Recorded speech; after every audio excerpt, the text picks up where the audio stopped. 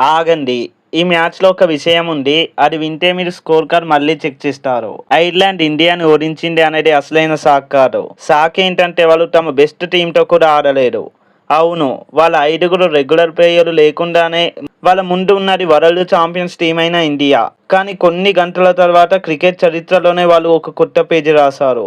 అసలు ఐర్లాండ్ ఎలా ఇండియాని కూల్చేసింది? ఈ మ్యాచ్‌లో అసలు టర్నింగ్ పాయింట్ ఏంటి? కంప్లీట్ డీటెయిల్స్లోకి వెళ్దాం. ముందుగా మ్యాచ్ స్టార్ట్ అయ్యే ముందు ఎవరు ఫేవరెట్స్ అంటే సింపుల్ ఆన్సర్ మన టీమిండియానే. ఎందుకంటే ఒకవైపు వరల్డ్ ఛాంపియన్స్, మరోవైపు గాయాలతో సగం టీం మిస్ అయిన ఐర్లాండ్. ముందుగా టాస్ గెలిచిన టీమిండియా బౌలింగ్ తీసుకుంది. ఫస్ట్ కొన్ని ఓవర్లు చూసిన వాళ్ళు ఒకటే అనుకున్నారు, ఇది ఈజీ మ్యాచ్ అని. హర్షిత్ రాణా వరుసగా వికెట్లు తీశాడు. Ross Adair out, Harry Tector out, Tim Tector out.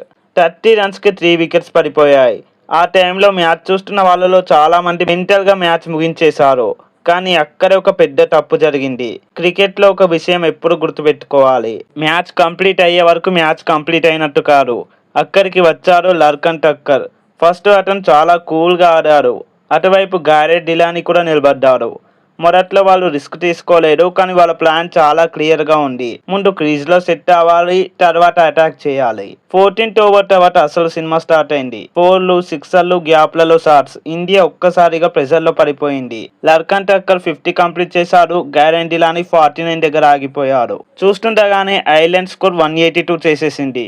ఇప్పుడు అసలైన క్వశ్చన్, 182 పెద్ద స్కోరా అని చాలా మంది కాదు అనుకున్నారు. ఇక చేస్ స్టార్ట్ అయింది.